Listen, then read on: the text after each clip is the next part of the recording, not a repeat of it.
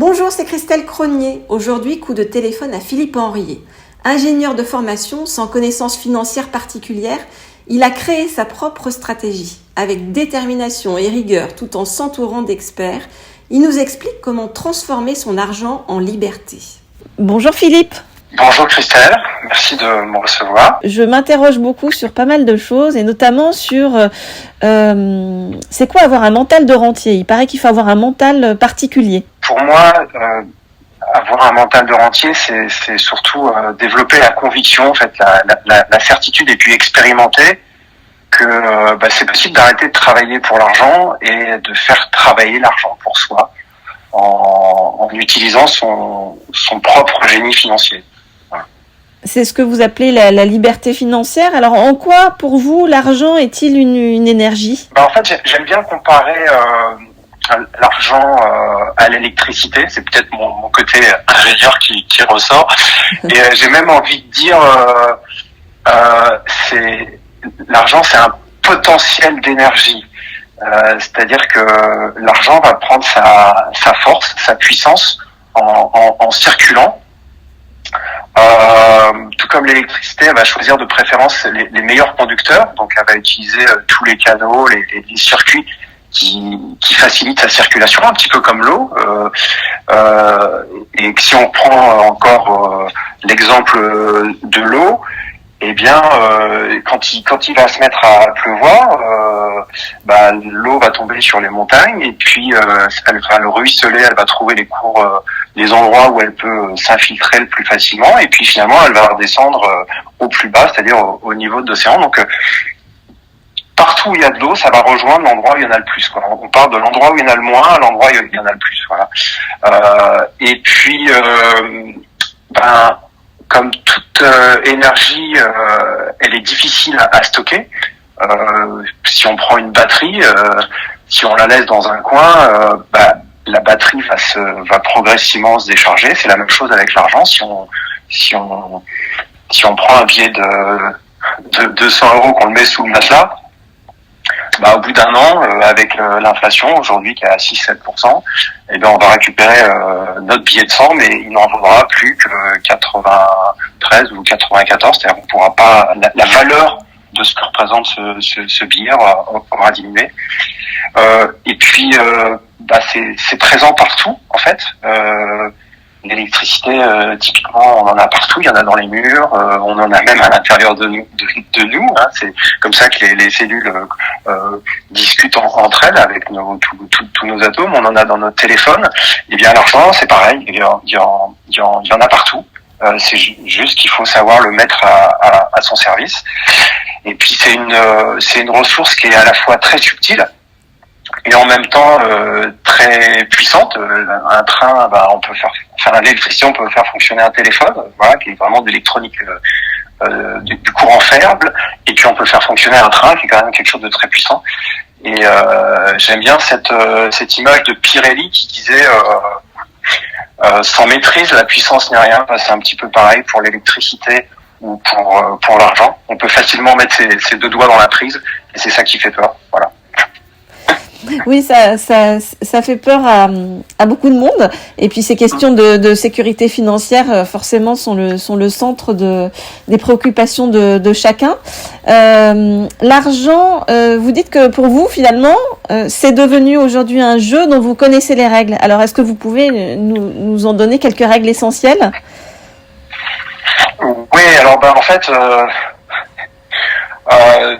C'est peut-être un peu choquant, mais en fait pour moi, l'argent en soi ça n'existe pas, c'est un concept. En fait, ça n'a pas de valeur intrinsèque. La valeur qu'on met dans l'argent, c'est juste la confiance qu'on met dans son support. En fait, oui.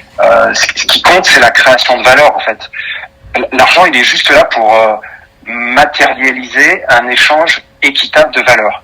Et donc, ça nécessite d'avoir un donner-recevoir qui est équilibré. Et ça n'a aucun sens de se concentrer sur le stockage de l'argent. Mais pourtant, c'est ce que la majorité des gens font. Ce qui compte, c'est de comprendre et d'anticiper son déplacement. Parce que en fait, c'est là que ça va prendre sa force, sa puissance. Et donc, c'est d'anticiper les mouvements de l'argent. Voilà. Et je pense que ça c'est vraiment ce qui est le plus important, parce qu'on a tendance à vouloir stocker, thésauriser l'argent. Or ce qui lui donne de la vigueur, de la force et ce qui donne du sens, c'est de la faire circuler. Voilà. Ce jeu, vous dites qu'il y a différents niveaux et que finalement vous-même vous continuez à en explorer chaque jour des niveaux de plus en plus complexes, comme dans Super Mario Bros ou Minecraft. Ouais, en fait, ouais. Alors, c'est très très juste. Ce qui me vient en parlant de ça, c'est de dire que on va pas donner une Formule 1 à un jeune conducteur, un conducteur débutant. Donc, plus le véhicule est puissant, plus il va être délicat à piloter.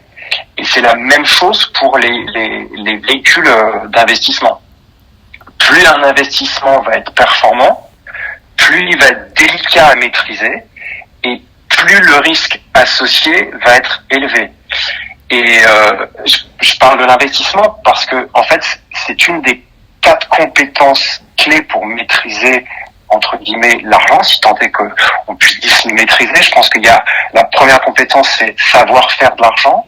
Ensuite, c'est savoir dépenser l'argent. Alors on peut dire que c'est très facile de dépenser l'argent. Il suffit de sortir la carte bleue. Il y a d'autres façons qui utilisent mieux son génie financier pour dépenser l'argent. Voilà. Après, l'autre compétence, c'est épargner. Alors tout le monde va me dire, c'est facile pour épargner, il suffit de pas sortir la carte bleue. Oui, c'est déjà un bon début. C'est un début. Maintenant, on peut aller encore plus loin. Effectivement, avec des solutions un peu plus complètes et qui vont justement permettre de mieux épargner et justement d'investir. Pourquoi investir ? Justement pour revenir au point qu'on aborde au début, c'est-à-dire faire en sorte que l'argent travaille pour nous en fait. Voilà. Et donc on ne travaille plus pour faire de l'argent, mais c'est l'argent qui va travailler pour nous en fait. Chaque euro va être un petit soldat à notre service. Voilà. Donc il y a différents niveaux de profondeur. Plus on avance, plus on arrive sur des subtilités qui sont utiles pour l'investissement, pour créer de la valeur, dépenser entre guillemets intelligemment et épargner de façon automatisée, systématisée. Voilà. Oui, c'est pas mal quand on arrive à inverser cette tendance pour que l'argent travaille pour nous. Alors vous, au départ, vous ne croyez pas forcément à ça. Je crois que vous pensiez que l'argent c'était compliqué, que c'était pas fait pour vous, et que finalement vous n'étiez pas prédestiné à ça. Alors je sais pas si j'étais pas prédestiné à ça, mais en fait effectivement ça m'intéressait pas du tout parce que je comprenais rien. En fait, je trouvais ça compliqué. Personne m'avait donné le mode d'emploi, en fait, et comme j'avais un bon salaire, je me disais que ça suffisait, quoi. En fait, ça allait continuer ad vitam aeternam, et donc j'avais aucune raison de m'intéresser à ce sujet, quoi. En fait, voilà. Alors par contre, la vie s'est chargée de vous challenger. De quelle manière ? On est tous plus ou moins challengés dans la vie à différents niveaux. Donc moi, mes challenges, aujourd'hui, je les ai transcendés et c'est ce qui me permet d'être qui je suis. Et ce que j'ai vécu, peut-être paraîtra ridicule pour d'autres et puis ou alors pour d'autres énorme. Non, c'est instructif de voir le parcours. Je pense que tout ce que j'ai pu développer sans en avoir vraiment conscience au niveau de la sécurité et de la liberté financière, ça a pris sa source à un endroit qui est le fait que j'ai vécu enfant le viol et que j'ai voulu me protéger, ne pouvoir compter que sur moi, voilà, tout simplement. Mais ça, c'est pas quelque chose qui a été occulté dans ma vie et avec ma famille. Maintenant, ça a eu des résonances et je pense que l'élément déclencheur, ça a été la perte de mon père à 39 ans. En fait, moi, je suis enfant unique, de parents enfants uniques. Et donc, je sais pas ce que c'est qu'un frère, une sœur, je sais pas ce que c'est qu'un cousin, une cousine, un oncle, une tante. Donc, notre structure familiale était très, très petite. mes grands-parents étaient déjà partis. Donc la structure familiale, c'est papa, maman et moi même. Et donc on était très fusionnels. Et quand je perds mon père, tout s'effondre en fait. Tous mes repères s'effondrent, notamment parce que en plus mon père est parti avec beaucoup de frustration. Pour moi, c'était le rock, c'était ma stabilité, c'est la personne qui me sécurisait. Oui. Et j'ai dû m'occuper de ma mère qui savait à peine changer une ampoule. Et il a fallu que je la mette en sécurité d'un point de vue financier. Et là, je suis basculé d'un adolescent attardé à un patriarche. Voilà. Et là, ça a vraiment. Je me suis senti responsable de ma mère, qui quelques années après a révélé le fait qu'elle était Alzheimer, donc elle était incapable de s'autogérer. Et voilà, ça a été vraiment ce qui est enclenché. Et puis après, après le départ de mon père, j'ai moi-même fait un burn-out parce que je me suis rendu compte que j'étais pas du tout au bon endroit. Ça m'a cloué pendant 2 ans. J'étais incapable de faire quoi que ce soit. J'étais très sportif, passionné de kitesurf, mais même ça ne me motivait plus. C'est l'élément déclencheur, mais je pense que la source était ancrée bien plus loin. Voilà. C'est comme si vous saviez pas demander de l'aide, donc finalement vous avez cristallisé votre liberté à travers l'argent. Et Absolument. C'est encore un chemin pour moi aujourd'hui d'apprendre à demander de l'aide. Ouais. J'ai beaucoup fait seul. J'ai beaucoup fait seul en ne sachant compter que sur moi. Et aujourd'hui, c'est un chemin de mon évolution d'apprendre à aller taper aux portes. C'est quand même difficile pour moi à concevoir. Voilà. C'est de là que alors vous avez commencé à vous former votre propre génie financier tout seul. Comment ça a commencé? Vous avez lu des magazines? Comment vous êtes renseigné? Comment vous avez appris tout ce que vous avez appris sur l'immobilier locatif, les placements au rendement, les techniques pour sécuriser les liquidités? Ouais. Alors, en fait, déjà, c'est quand j'ai commencé, quand j'ai fait j'ai fini mon école d'ingénieur, je suis tombé sur des magazines. Des magazines financiers, quoi, en fait, hein. Ouais. Votre épargne ou mieux gérer votre argent, des trucs comme ça. Et il y a marqué il était écrit qu'on pouvait vivre de ses rentes. Et en fait, ça a planté. Alors, les magazines, ils expliquaient pas du tout comment il fallait faire. Mais ils montraient des gens qui le faisaient, etc. Et ça a planté une graine dans ma tête.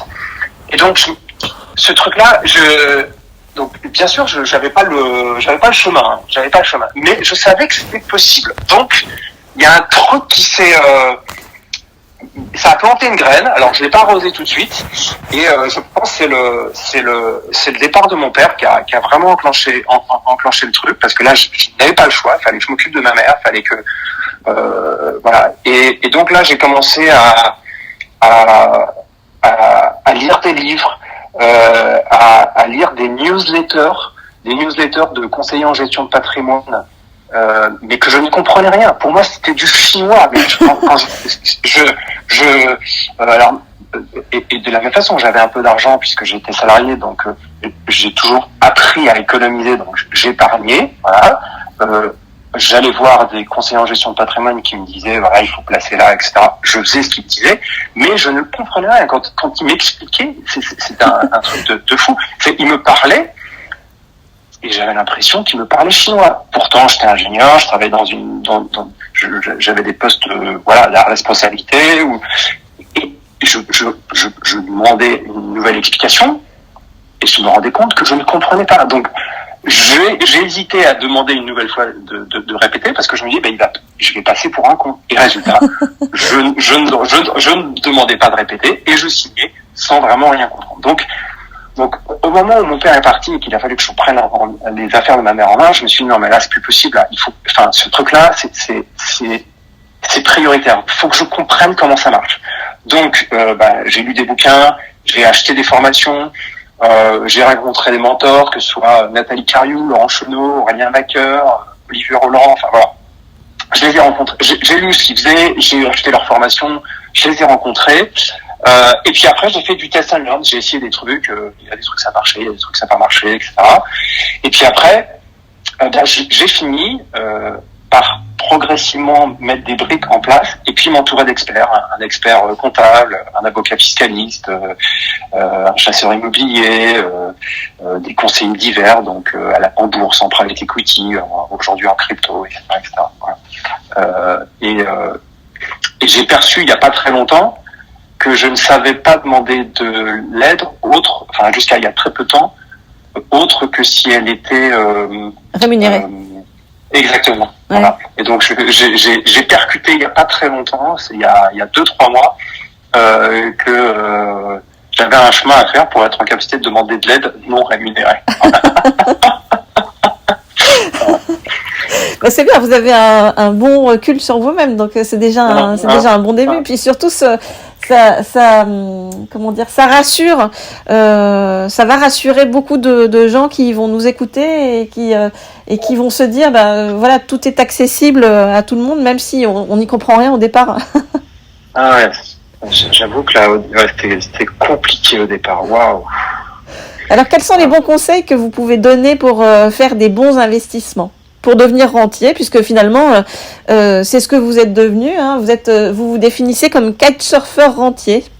Ça donne envie. Parce que ma passion, c'est effectivement le kitesurf, et que finalement, moi qui ne comprenais pas et qui n'aimais pas trop parler, gérer l'argent, en fait, c'est devenu quelque chose qui est à la fois ludique et qui en même temps me permet de financer mon train de vie, d'avoir du temps pour les miens. Cet après-midi, je vais passer l'après-midi avec mon filleul. Là, c'est pour ça juste après, je dois filer. Alors qu'avant, en fait, je travaillais vraiment entre guillemets comme un âne, et j'avais de temps pour personne, justement parce que en fait, mon objectif c'était de gagner plein d'argent, voilà. Donc voilà. Donc ça donne envie. Alors, quels sont les conseils que vous donnez? Ouais. Alors. Déjà, je pense qu'il n'y a pas de bon ou de mauvais investissement. Hein. Je pense que c'est vraiment une question d'objectif et de stratégie. Ça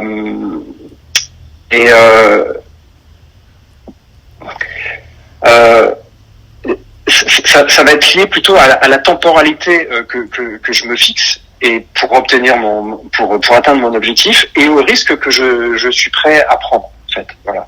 Donc et puis l'autre point qui est important de comprendre, c'est que investir, c'est un droit qui se gagne en ayant rempli ses besoins de sécurité.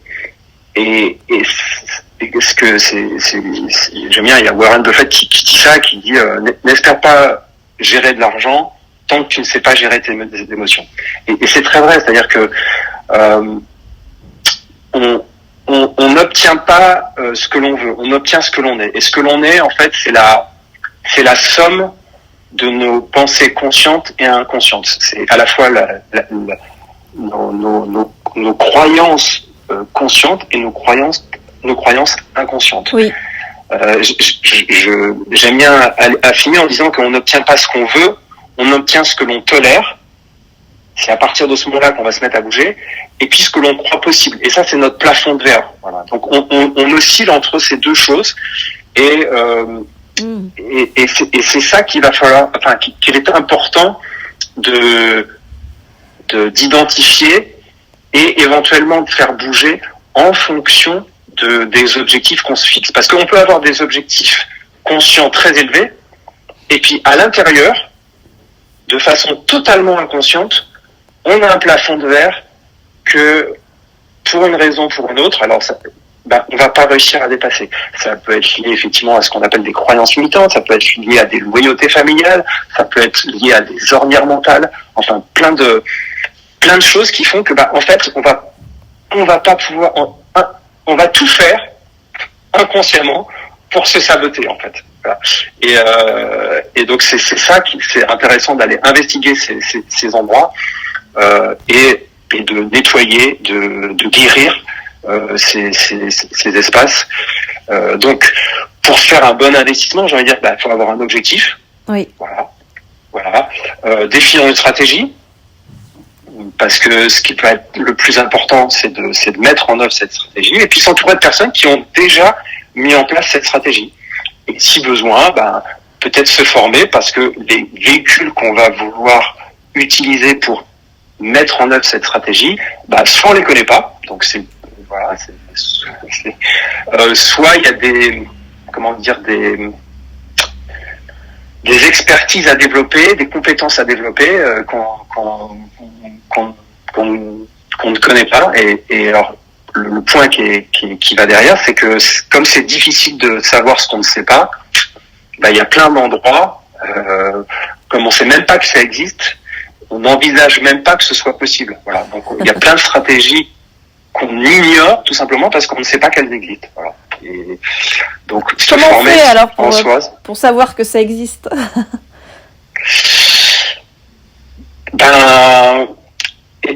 C'est déjà mettre un focus sur ce sujet. Hein.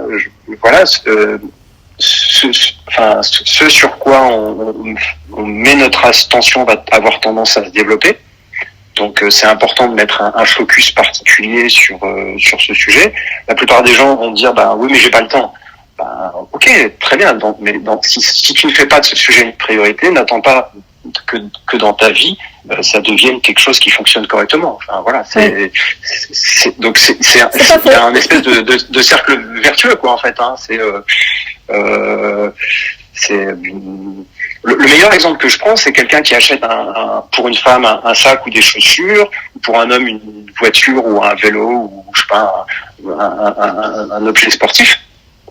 Comme par hasard, mais vraiment comme par hasard, cette femme va remarquer que dans la rue, il y a plein de femmes qui portent les mêmes chaussures que celles qu'elle vient d'acheter, ou qui portent le même sac qu'elle vient d'acheter. Oui. Ou pour cet homme que, c'est dingue. Qu'est-ce qu'il y a comme ce type de voiture dans Paris ou sur l'autoroute ou etc. Oui, c'est vrai, ça fait la même chose quand on est enceinte. On focalise notre attention. En fait, on filtre la réalité en fonction de ce qui vient de prendre de la valeur pour nous, ou ce qui a de la valeur pour nous. Donc, si on met pas de la valeur sur ce sujet, en fait, il va pas se développer, en fait. Voilà, tout simplement. Très intéressant. Est-ce qu'il est possible, et je sais que la réponse est oui, mais peut-être que vous allez nous en dire un peu plus sur des clés pratiques, d'automatiser son enrichissement?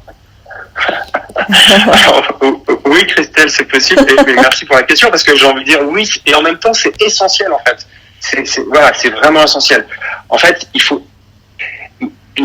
Donc, l'idée, c'est effectivement, j'ai dit, c'est de se fixer un objectif et définir une stratégie, et ensuite systématiser la mise en œuvre de cette stratégie. Donc, ça peut être une épargne forcée. Un virement automatique sur un compte d'épargne.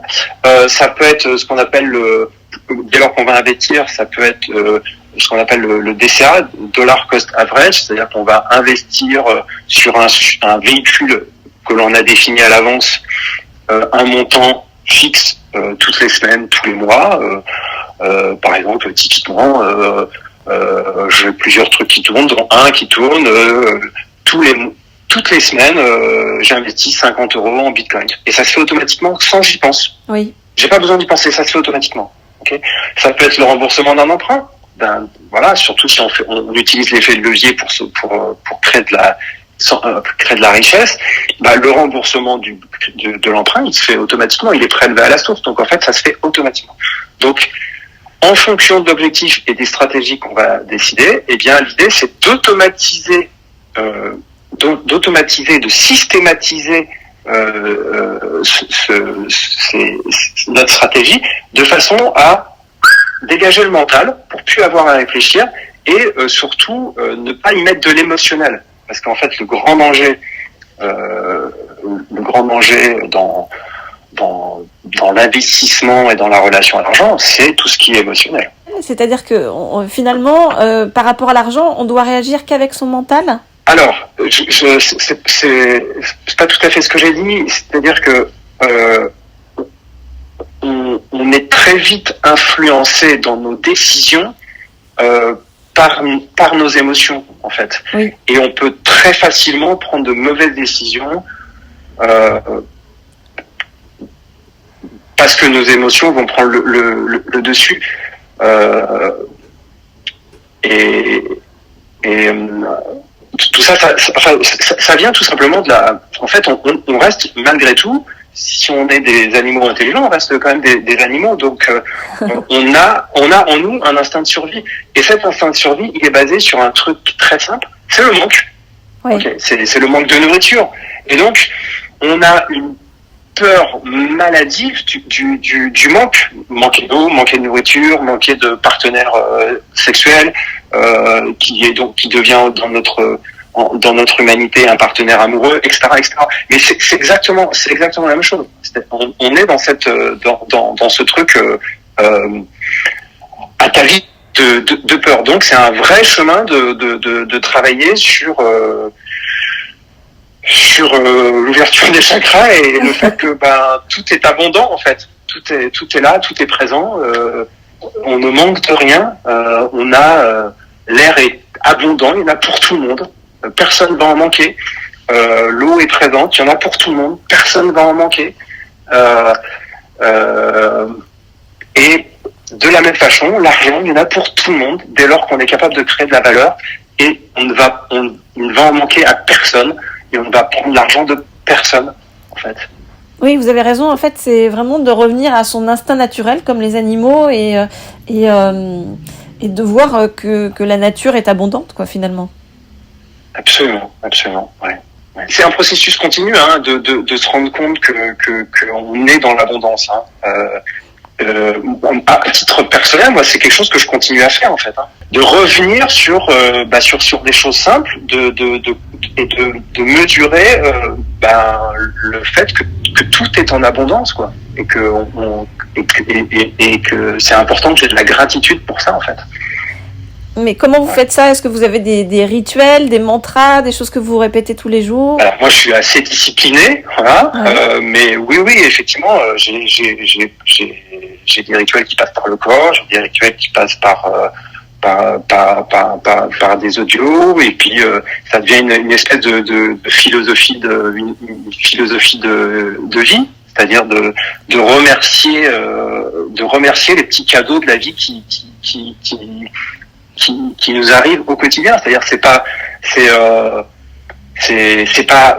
pas acquis, quoi. C'est vraiment un cadeau. Déjà le matin, déjà d'avoir la chance de se lever le matin et de se dire ce corps il fonctionne, je suis en vie. Enfin, je veux dire, c'est quand même un truc de dingue, en fait. Donc ça peut paraître normal pour tout le monde, mais non, en fait non, mon corps il fonctionne, j'ai mes muscles, je vois, je peux parler, on peut échanger au téléphone ensemble. Enfin, je veux dire, j'ai un ordinateur qui fait des trucs exceptionnels. Non, enfin voilà, je mesure et j'ai de la gratitude pour tout ce qui arrive. Donc c'est vraiment un chemin.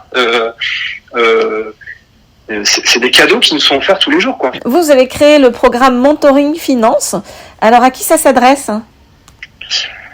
Alors ça s'adresse essentiellement à des entrepreneurs, parce que je suis moi-même entrepreneur et j'aime bien la dynamique des personnes qui ont envie de se prendre par la main, voilà.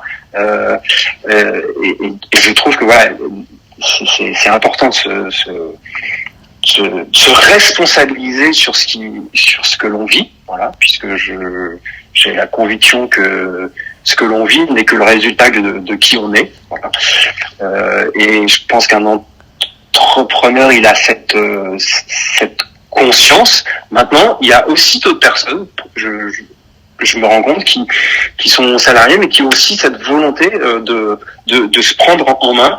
Et donc voilà, c'est vraiment l'idée, c'est toute personne qui a envie de reprendre en main sa relation à l'argent et de développer sa propre liberté financière en libérant son potentiel financier et puis en créant des rentes, voilà, pour pouvoir avoir plus de temps, plus de liberté, pour ce qui a de la valeur aux yeux de la personne qui a décidé de prendre ce chemin, quoi. Voilà. Donc vous aidez chacun finalement à construire son propre plan de liberté financière personnalisé. Oui, parce que je pense qu'on est tous différents, on a tous des systèmes de valeurs différents, tous des priorités différentes, on a tous un chemin de vie différent, on est tous à un moment différent dans notre vie, on a tous des appétences différentes, et il y en a qui vont être très dans la matière, donc tout ce qui va être immobilier, tout ce qui va être transformation de la matière, ça va être passionnant pour eux. Il y en a d'autres qui vont être plus dans les chiffres, qui vont avoir besoin d'avoir plus de stimulation interne, donc tout ce qui est des comment ça s'appelle ou plus technologique, donc ça va être plutôt tout ce qui est crypto. Il y en a qui vont être plus voilà, sur les chiffres, les suivis de courbes, etc. Donc la bourse et puis les comment ça s'appelle les entreprises, le fonctionnement des entreprises. Donc il y en a qui vont aller plus vers le private equity ou des choses, voilà. Et puis c'est surtout c'est quel est l'axe qu'on a envie de donner à sa vie, quoi, parce que encore une fois l'argent on s'en fout. C'est au service de quoi on va le mettre, oui. En fait, voilà. Et donc l'idée, c'est d'aller creuser, d'aller comprendre, parce que souvent la plupart, en fait, j'ai envie d'être libre financièrement, oui, mais au service de quoi tu vas mettre ta liberté. Et il y a vraiment un chemin parce que tant que ce truc-là, il est pas fort, puissant, tant que le driver, il est pas bien identifié, à un moment, on peut se lasser, on peut se fatiguer, parce que encore une fois, c'est un chemin. Il y a plein de gens qui ont envie d'être en forme, d'avoir une silhouette, etc. Donc ils vont prendre un abonnement pour aller à la salle de gym. Et puis au bout de 2 fois, ils disent, oh non, c'est fatigant ce truc-là. Non mais c'est ça le truc. Ouais. Mais si on sait pourquoi on le fait, et qu'on le fait pas pour les autres, mais qu'on le fait pour soi. Si on fait, par exemple, on dit, en fait, je vais aller à la salle de gym parce qu'en fait, c'est important pour moi d'être en forme pour mon compagnon, ma compagne, que je sois disponible pour mes enfants, que j'ai envie de pouvoir courir avec eux, et si on comprend pourquoi on le fait, si on se dit voilà, parce que c'est important pour mon équilibre, et qu'on va trouver la vraie raison, le truc, en fait on va le faire sans l'effort ou l'inconfort qu'on a à aller à la salle de gym, il va être on va vite oublier par rapport aux bénéfices qu'on va pouvoir recevoir ensuite. Voilà. Comment on fait pour vous contacter, Philippe ? Vous avez un site internet ? Alors non, j'ai pas de site internet parce que je me suis rendu compte que les gens, ils aiment bien... on est sur un sujet, l'argent, qui est un sujet quand même super tabou en France, hein, plus tabou que le sexe presque. Voilà. Ça commence à se développer avec quelques influenceurs dont je commence à être, mais les gens, ils aiment bien savoir avec qui ils ont affaire quand on parle du sujet de l'argent. Donc, pour moi, je suis visible sur les réseaux sociaux, que ce soit LinkedIn ou Facebook, et c'est là que je diffuse mes messages, voilà, que je commence à transmettre un peu d'informations pour rendre les choses plus simples, plus fluides, et ça permet de mieux me connaître. Et puis parce que je me suis rendu compte que les gens qui viennent à moi, c'est des gens qui généralement par un biais ou un autre ont fini par me connaître et sentir qui je suis, quoi. Voilà. Parce que c'est un endroit où on a besoin d'être en confiance, en fait. L'argent, c'est tellement intime, tellement il y a quelque chose de tellement viscéral avec l'argent qu'on a besoin de se sentir en confiance et de savoir avec qui on va faire un bout de chemin. Merci beaucoup, Philippe. Avec plaisir, Christelle. Le Cercle de Confiance, le podcast sans filtre qui donne la parole à tous. 100% inspirant, 100% sociétal, 100% optimiste, zéro censure. À retrouver chaque lundi dès 9h sur les différentes plateformes d'écoute, Apple Podcast, Google Podcast, SoundCloud, Spotify, YouTube et bien d'autres. Le plein de bonnes ondes pour la semaine.